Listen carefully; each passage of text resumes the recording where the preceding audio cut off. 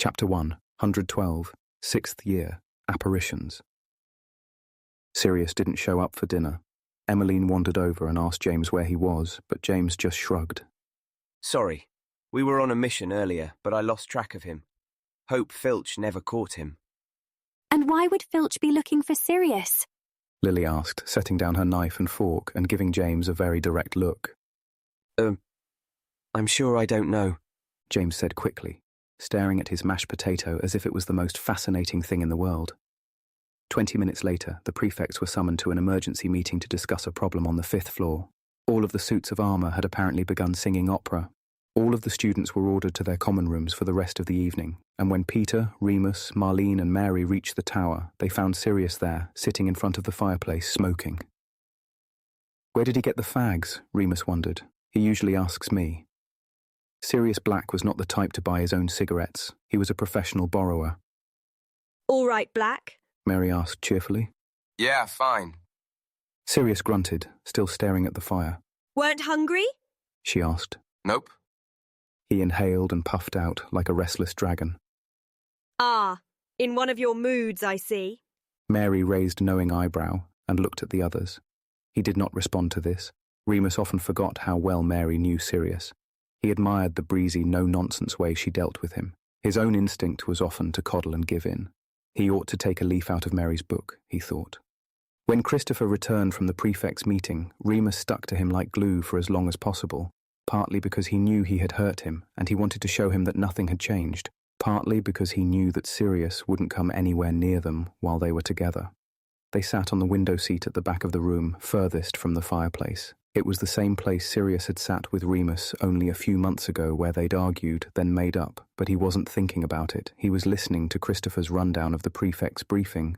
And everybody knows Potter probably had something to do with it, but obviously there's no proof because he's basically a professional vandal, and everyone loves him, so he gets away with it. Even Lily Evans has given up. She never takes him to task like she used to. Oh, really? Remus feigned interest, watching the back of Sirius's armchair. Yeah, she's gone soft on him. I even asked her what she thought should be done to punish the pranksters, and she actually giggled. She said it was actually quite funny, and as it hadn't hurt anyone that I should lighten up. I used to really look up to her, you know. Maybe you should lighten up. It does sound like it was funny. God knows we could all do with a laugh. Remus sighed. Prefects are supposed to uphold all of the rules, not just the boring ones. Anyway, if that's how you feel, I don't know why I bother.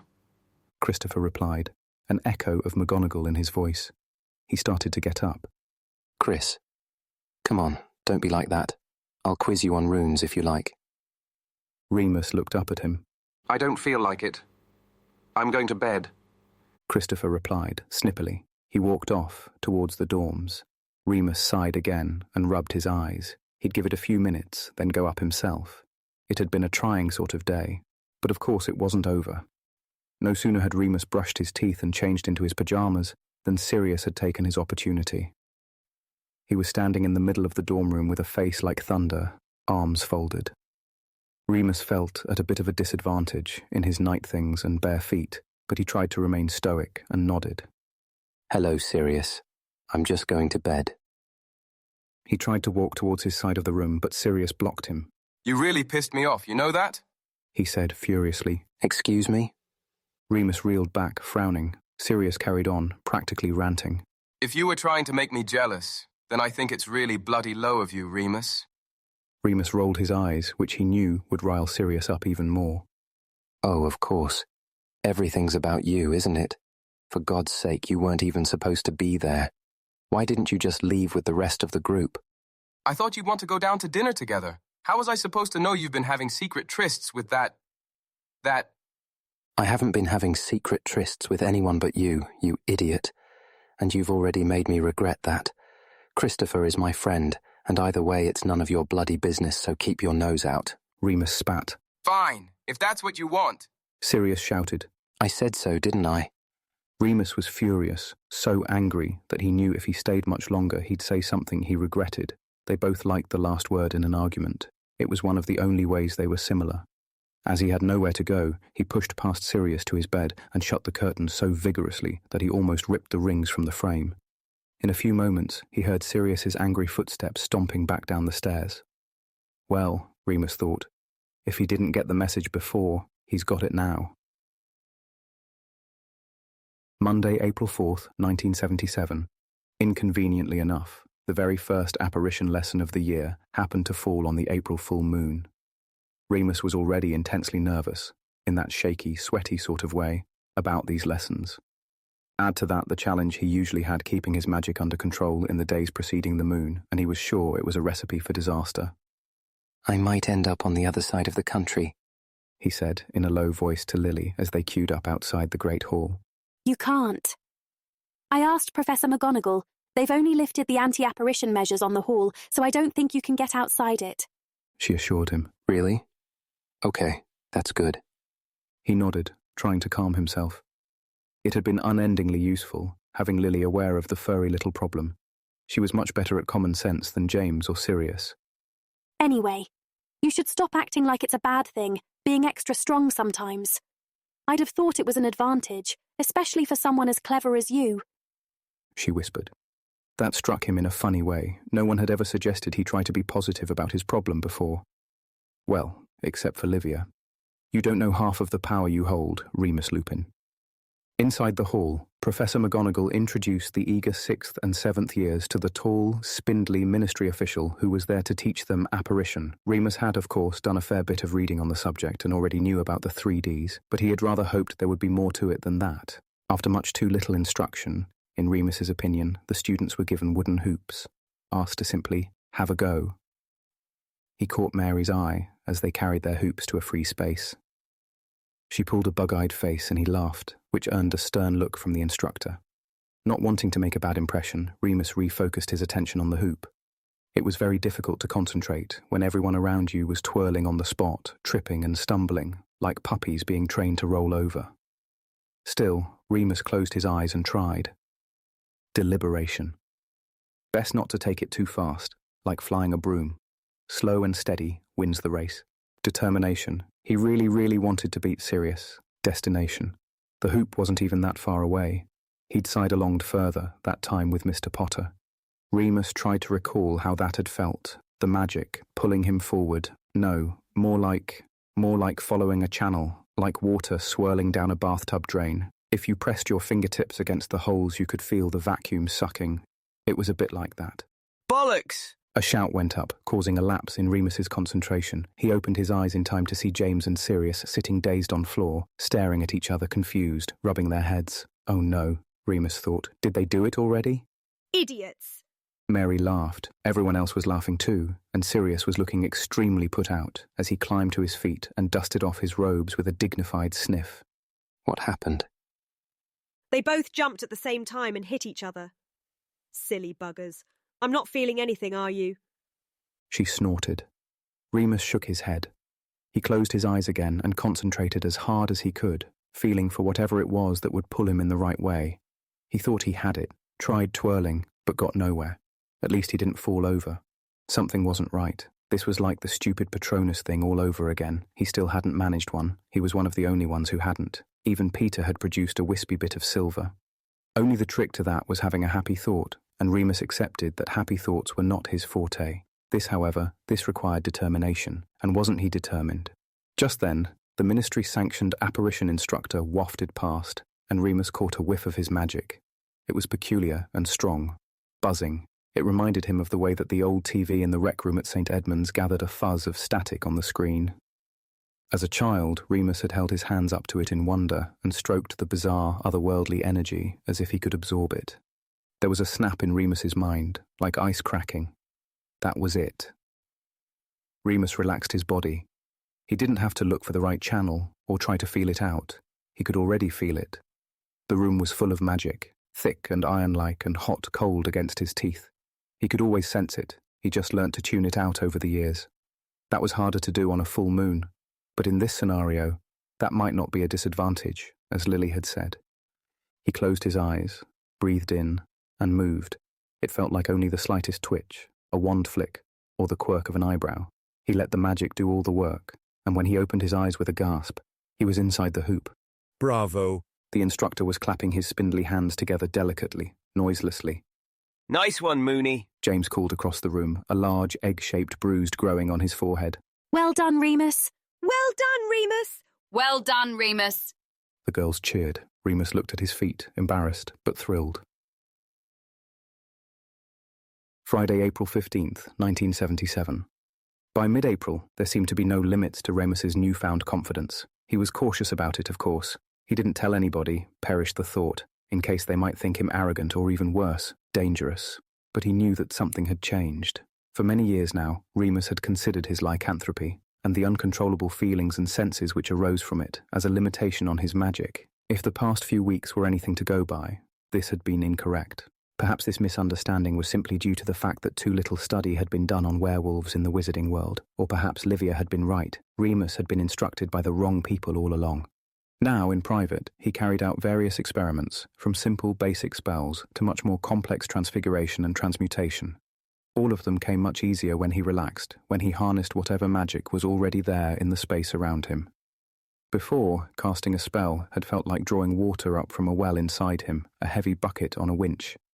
After the apparition discovery, he felt as though he had been standing in a lake all along, and all he needed to do was drink. He had even begun to make steps towards wordless magic. In the meantime, he had exams to prepare for, and while his newfound strength would certainly be useful in his practical exams, Remus still had to complete several written papers. On this particular afternoon, he had convinced James, and by extension Peter, to revise along with him. It was a bright spring day, and the last chills of winter had eked out enough that they all agreed it would be nice to sit outside for a change. They sprawled on the grass, books open, James reading with his tongue between his teeth and a quill behind his ear, Peter half-heartedly jotting down notes on hinky-punks. It's not fair. It's not newts or owls this year. Why have we got to do exams at all? He whinged. Wouldn't want you to lose your edge, Wormy. Think of it as practice for NEWTS. James replied, still engrossed in his book. Rather not. Mooney, do you have the notes for... Tuesdays, Thursdays and Sundays. Remus said promptly, not looking up from his defence against the dark arts essay. What? Peter scratched his head. Tuesdays, Thursdays and Sundays. Those are the days I hold my study groups, and those are the days I help other people with their work. I need the rest of the time to catch up with my own stuff. Remus repeated. Oh, but I'm your best friend. Please, Mooney. Peter moaned. Less time snogging Dorcas, more time organising your notes. Remus smirked. It was very easy to be pious when you weren't allowed to snog the people you wanted to snog. Speaking of which. All right, lads? Sirius came sauntering across the lawn towards them, Emmeline trotting along behind him. James looked up and grinned. Peter moved to make a space. Where have you been? Never see you these days. James asked. Not my fault you've become one of them, Prefect Potter. I had detention. Sirius replied, coolly. You're in detention more often than I'm doing anything prefect-ish. All right, Em? James countered, no longer reading his book, now back in marauder mode. He nodded at Emmeline, who sat primly beside Sirius, smoothing her skirt down. Hi, James. Peter. Remus. Are you all revising? She smiled back at him. Unfortunately. Mooney's not helping me, though. Peter groaned. Oh, help yourself for once. Remus snapped, no longer lightly teasing. I think it's a good idea. Get it out of the way before Hogsmeade this weekend. I think it's responsible, don't you, Sirius? Emmeline said encouragingly. Suppose. Speaking of, what do you fancy doing in Hogsmeade? Will I meet you there, or will you pick me up outside my common room? She continued, ignoring his brush off. Ugh, I don't know. Why's it have to be a big deal? Peter, despite his earlier despair, suddenly became fascinated by his data notes, head bowed over the parchment.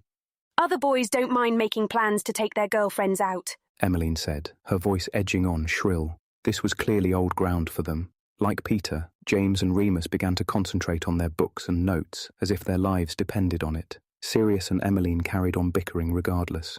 I'm not other boys. I thought you liked that. Sirius growled. So did I. She shot back. So what? I'm a terrible boyfriend because I don't want to trail around after you like some soppy git. That's not what I'm asking, and you know it. Stop complaining then. I'm not compul. Sounds like it. Moan, moan, moan. Emmeline opened and closed her mouth a few times, clearly wanting to say something back, but not wanting it to sound like moaning. Finally, she sat in silence, staring at the ground. Her eyes looked a bit brighter than usual, and Remus finally felt himself softening towards her. Poor girl. Oh, Merlin, don't sulk. If you're angry, then let's have a fight. If you're okay, then give us a snog. But please don't sulk. Sirius complained at her silence. Ugh, and those are the only two options with you, aren't they, Sirius? Emmeline snapped, climbing to her feet and folding her arms across her chest. Yep. He replied, grinning that serious black grin. Oh! She threw her hands up and stormed away, back towards the castle. Once she was gone, there was only the uncomfortable silence left. James cleared his throat. Not very nice, Pads. She's upset now, he said over his textbook. She's always upset. What about my feelings? Sirius whined. I'm not convinced you have any. What do you think, Mooney? James said, without missing a beat. Remus glanced up from his own book, hoping he looked harassed and uninterested, as if he hadn't been paying rapt attention. Does Padfoot have feelings? Sirius caught his eye. Remus straightened his back, looked away. Definitely not. Sirius stood up without a word, and left. Sirius? Oi! James stood, but Sirius did not look back. James scratched his head, sitting back down uneasily. He was thoughtful for a moment before looking at Remus. Mooney, is something going on between you two? Remus glared at him. Ask him. I did. He won't say anything. Really? Remus was genuinely surprised. He'd been half certain Sirius had told him every filthy detail. He must really be ashamed. Really? What's going on? I slept with Mary. He found out, that's all. At least it was true. Peter made an odd sort gasp beside him, but Remus ignored it. You, what? Oh, well, good on you, mate. I had no idea you and she... James' eyebrows shot up in unmasked surprise. He quickly rearranged his features, clearing his throat. Just a one-off thing, Remus said quickly. Okay. Right, well, why's Sirius in a mood about it? He and Mary broke up ages ago. Yeah. Remus replied glumly. He sighed. Oh, go on then, Pete. Borrow my notes. Which bit are you stuck on?